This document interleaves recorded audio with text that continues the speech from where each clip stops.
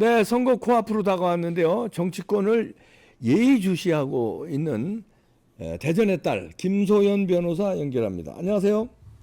네, 안녕하세요, 박사님. 네, 네, 아니 제가 대전의 딸 왜 자꾸 강조하냐면 이게 네, 대전이 중요해요. 왜냐하면 대전이 네, 지역적으로도 대한민국의 중심이지만 센터에 있잖아요.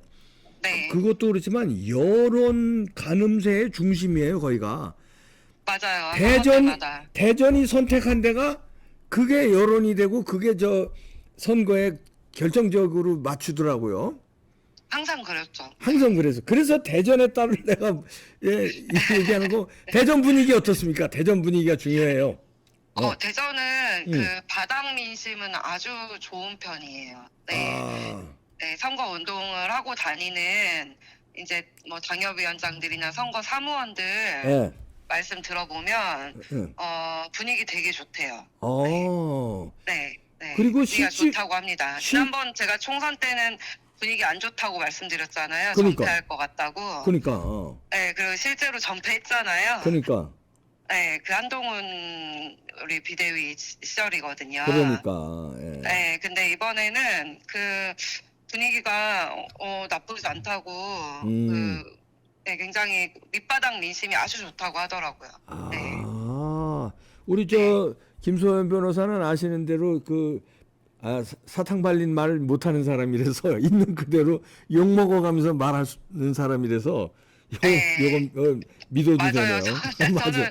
댓글마다 욕 많이 달리더라고요. 현실을 맨날 직시해서 욕을 먹습니다. 그러니까 네네네. 충청 민심 괜찮다, 네. 좋다.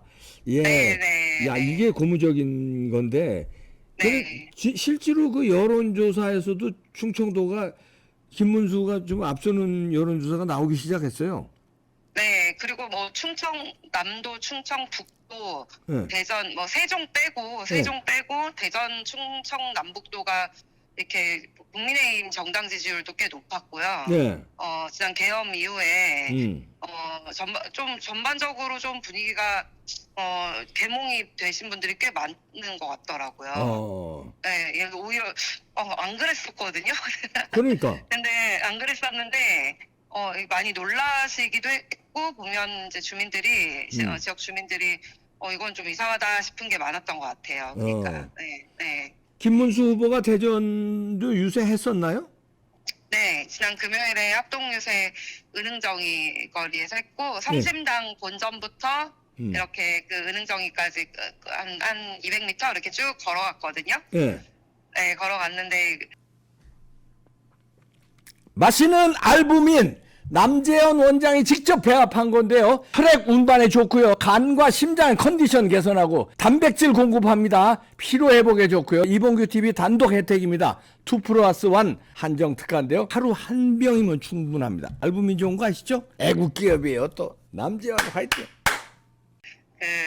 대전에 또 아기 목마 태우고 이렇게 갔는데 체력도 좋으시고 시민들 호응도 너무 좋고 네, 너무 좋았어요. 네, 그렇군요. 진짜 비 오는 날이었는데도 사람들도 많이 왔고 네, 비 오는 좋았습니다. 날에도 불구하고 네. 그러면 저 이재명도 왔었나요? 대전에? 이재명은 거의 초반에 선거운동 첫날 왔어요. 첫날. 예. 첫날 왔는데 소리 소문 없이 왔다 갔습니다. 네. 그렇구나. 은행정에 왔다 갔어요. 네.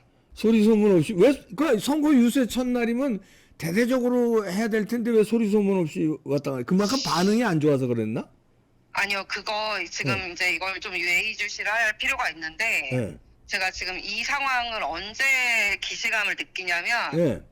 2020년 선거 때랑 굉장히 비슷하다는 생각을 많이 하거든요. 2020년 총선 때랑 총선 때. 2020년 총선 때 어땠냐면 예. 코로나 그때 우한 코로나 막 그때 뭐 공항 폐쇄해라, 중국 입국 금지해라 이런데도 막 뭐 받아주고 막 이래가지고 문재인에 대한 민심이 엄청 안 좋았어요 그때. 그리고 그 마스크 막 품귀 현상 일어나고 그래서 네. 실제로 선거 운동을 해보면 막 이번 분위기가 오랜만에 좋다고 저야 그때 처음 국회의원 총선거 처음 나갔는데 두 번째 나가신 이제 분들이나 현직 국회의원 분들이 분위기 너무 괜찮다라고 냉정한 분들도 그렇게 말씀하실 정도로 나쁘지 않았었거든요. 예. 근데 그때 대전이 처음으로 7대 빵이 나왔어요. 아. 네, 근데 이제 그때 우리가 되게 이상하다고 느낀 게 뭐냐면 음. 상대방이 선거운동을 빡세게를 안 해요. 아이고. 네, 그러니까 물론 코로나 핑계를 대긴 하는데 그건 똑같았거든요, 양쪽 다. 그렇지. 예, 똑같이. 네, 예. 똑같았는데 설렁설렁 하는 거예요. 우파 네. 우파는 저 세게 했고 그때. 우리 이제 어쨌든 우리는 열심히는 했죠. 국힘당은, 근데 이제 문재인이 코로나로 제한을 많이 걸어놔서 할 수 있는 게 많지는 않았습니다. 하여튼 열심히 네. 했고. 네, 그냥 할 수 있는 것만큼 했는데 민주당은 빡세게 하는 스타일이거든요, 뭐든지. 원래 그러죠. 예. 네, 원래 뭐 굉장히 열심히 하는 선거 전문가들이에요. 예. 근데 이것들이 설렁설렁 하는 거예요. 아이고. 네, 게다가, 그러니까 굉장히 분위기가 안 좋았고, 그때 조국 사태 직후라서 분위기가 너무 안 좋았는데도 불구하고, 그러니까 이것들이 막 고발사주니 뭐니 그때, 아니, 고발사주가 아니라 그 검언유착이니 뭐니 유시민이 막 또 공작 정치하고 또 난리를 치고 있을 때였거든요. 예. 이게 위기에 몰려서 이것저것 터트리고 있을 때였어요. 네. 그런데 예를 들면 박범계 같은 경우도 대전에서 선거 운동을 해도 부족할 판이었는데 그 여론조사도 막 굉장히 위험하게 나오고 이랬었는데 뭐 강원도 가가지고 지지 유세를 한다든가 아이고. 이러고 설렁설렁 하더라고요. 하는 신용만 하더라고요. 근데 지금 그런데 그때 이재명이 7대 빵으로 이겼다면서요, 그때. 네, 맞아요. 근데 그래서 이번에 또 그렇단 말이에요? 그러니까 요새 이제 제가 우리 당은 분위기가 좋아요. 네. 대전 같은 경우. 제가 그 빈말 아니라 이제 예. 그 으쌰으쌰 하는 분위기로 위기감을 느낄수록 더 잘 뭉치잖아요. 그렇죠. 예. 윗선에서는 자기들끼리 뭐 투닥투닥 할지 몰라도 그럴수록 이제 오히려 지방에 있는 당원들이나 예. 이런 사람들은 또 위기감을 느끼니까 다 같이 으쌰으쌰 하고 있단 말이에요. 사무원들도 열심히 하고. 근데 실제로 상대방들은 보이질 않아요, 많이. 아이고. 네, 그리고 이재명 같은 경우 선거운동 하고 다닌 거 유튜브에서 보세요. 예. 눈 팅팅 부어가지고 자다 일어난 얼굴로 대충대충 그냥 원래도 대충대충 하지만 그러게. 대충대충 그냥 그러니까 손만 대충 흔들고 들어간단 말이에요. 지나치게 여유가 있어. 네, 여기 대전 첫날 왔을 때도 예. 왔다 갔던 사람들에 따르면 거의 그 사무원들하고 기자들 빼고 정말 사람들이 없었대요. 예. 네. 근데 그런 거에 뭐 동원하거나 뭐 이런 것도 안 하는 거예요, 지금. 아, 그런 거 신경도 안 쓰는구나. 사람이 있건 없건. 네, 근데 제가 이제 이게 좀 걱정이 되는 거죠. 아. 2020년 때랑 뭔가 비슷하다. 아, 그러면 우리가 걱정하는 게 네. 그거 얘기하는 거예요? 우리가 4.15 총선 때 우리가 당한 거, 네. 이번에 네. 또 당하는 거 아니냐, 이런 얘기 아니에요? 네, 이것들이 뭔가 좀, 야로가 있는 게 아니냐. 야로, 이제 이런, 걱정이 되기도 하는데, 그렇다고 우리가 뭐 부정선거를 의식해서 뭐 선거를 안 한다거나. 아, 그러면 안 되지. 더 해야지, 네, 그러니까. 그렇게 하면 안 되거든요. 그래서 투표율을, 얘네들의 예측 가능성, 얘네들이 시뮬레이션을 이렇게 돌려가지고 대략적으로 뭐라도, 어차피 사이버전이니까. 예. 지금 SKT 해킹도 굉장히 이번에 중국 개입설이 있잖아요. 네. 실제로 해킹이 이루어졌고 네. 유심 다 털렸고 그게 어떻게 지금 막판에 선거판에서 이용당할지 모를 일이거든요. 그러니까, 예. 네, 어떤 방식으로 심리전이 이루어질지도 모르고 유심이 이미 어딘가로 넘어가 있기 때문에 개인정보가 어떻게 선관위에서 직접적으로 어떻게 하진 않겠지만 외부에서 어떤 방식으로 이것을 활용해서 선거에 영향을 미칠지 몰라요. 예. 네, 그렇기 때문에 그 예측을 넘어설 수준의 선거를 해야 돼요, 우리가. 그렇죠. 예. 그래서 압도적인 선거율을 일단은 보여줘야 되고요. 예. 자유우파는 그냥 100% 선거 다 나가야 돼요, 이번에. 예. 전부 다 선거 나가서 선거를 치러야 되고, 당일 투표 위주로 하되, 부득이 사전선거를 한다고 하면, 여러 번 접어서 넣는다거나. 아, 그리고 투표 관리관 개인 도장 찍으라고 그 현장에서 요청하면 할 수 없대요. 찍어야 된대요. 현장에서 요청해서 개인 도장 찍으세요. 관리관한테. 네네. 그리고 일일이 다 확인을 시키고, 네. 그리고 뭐 가장 좋은 게 여러 번 접는 것도 중요한 문제인 것 같아요. 그렇죠. 접어서 예, 예, 놓고, 그렇죠. 네. 예. 네네. 그래서 이제 일단 무엇보다 투표율을 압도적으로 높일 필요가 있다. 예. 이번에 그러니까 보통 이들이 한 60에서 뭐 60% 정도 전후로 이렇게 예상을 하고 아마 판을 짰을 것 같은데 예.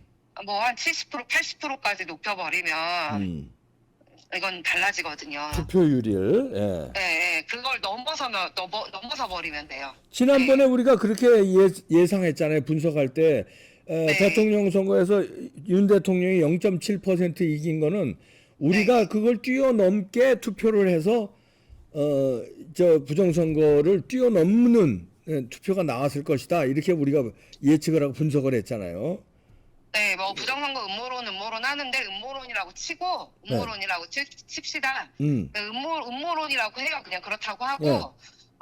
음모론이라고 하든 뭐라고 하든 뭐 대변이라고 하든 뭐라고 해도 좋으니까 우리는 만에 하나 가능성에도 우리는 대비를 해야 되니까 그렇죠. 전부 다 투표장에 나가서 그것을 넘어서는 결과물로 우리가 이겨먹는 수밖에 없다. 지금은. 그러네요. 오직 그 방법밖에 없다. 그리고 왜냐하면 제가 이재명의 저 여유만만한 토론 자세도 보세요. 그냥 토론 때도 그러더라고. 여유 있게. 그냥 뭐 준비 하나도 안 하고 나와가지고 너무 극단적이세요. 뭐 이 극단적이세요. 자 누가 지금 누구 보고 극단적이라고 하는 거예요? 나 진짜. 야, 저렇게 뻔뻔스러워요. 아니 아수라 실사판이 누구 보고 지금 극단적이라는 거예요. 그러게. 막 찢어버린다고 하는 사람이 극단적이라고 하는 거고 황당해가지고. 네, 근데 극단적이라는 말로 도배를 해서 이제 상대방을 극단적인 사람으로 몰아가는 프레임을 짜는 어떤 보도로 이렇게 다 도배가 되게끔 키워드를 잡게 만드는 기로 이제 작전을 짠 것 같아요 보니까. 예. 네, 근데 너무 허술했잖아요. 예. 네, 준비가 너무 안 됐고 그래서 근데 그게 반대로 말하면 우리 입장에서는 이재명 준석이가 이렇게 한방 치고 김문수 우리 후보께서 또 120원 가지고 또 원가 가지고 한방 치고 또 대북송금 뭐라고 했으니까 우리가 이긴 걸로 하자 할 수도 있지만 그건 반대로 말하면 저쪽이 뭔가 여유가 있다는 얘기거든요. 그러니까. 그리고 흔들리지 않는 45%의 지지율은 쟤네들한테는 큰 무기이기도 하지만 이걸 토대로 얘네들은 플러스 알파가 있다. 뭔가를 하고 있다. 네. 네. 안정적으로 뭐 심리전도 하고 뭐 여론전도 하고 뭐 뭔가 많은 것들을 하고 하이브리드전에 능한 애들이란 말이에요. 그러게요. 네. 네. 그런데 우리가 지금 뭐 전공법으로 당연히 우리는 열심히 후보는 선거를 김문수는 교과서 그 자체이기 때문에 네. 전공법으로 치르겠지만 우리 국민들은 모든 가능성을 다 염두에 두고 네. 끝까지 조금의 그 어떤 그 한치의 그 틈도 양보하지 않고 전쟁을 치러야 되는 거예요. 그래야 목숨 되는. 걸고 선거 치러야 돼요 이번엔 진짜. 맞습니다. 사고가 나서 다리 하나 부러져도 가서 선거를 치러야 됩니다. 네. 네. 그리고 그 사전 네. 투표 부득이 사전 투표 하시는 분은 투표 네. 관리관 개인 도장 찍게끔 그렇게 요청하면 맞습니다. 됩니다. 네, 고맙습니다. 네. 네. 모두 대전 승리합니다. 네. 대전 잘 지켜주세요. 대전의 딸. 네네 승리할 거예요. 네, 감사합니다. 감사합니다. 네. 네. 그 트럼프 대통령이 선거 유세 때 부정선거를 계속 강조했잖아요. 그리고 6,500명의 변호사 투입되고 그다음에 공화당 당원들, 우리로 말하면 투표 관리관들이죠. 그 시민들이 매 눈을 뜨고 감시해서 결국 승리했잖아요. 그 우리도 부정선거 막는데 최선을 다해서 노력하면 또 막을 수 있습니다. 미국도 그랬으니까요. 네, 마치겠습니다. 이야, 불안하네요. 그래도 너무 여유가 있네.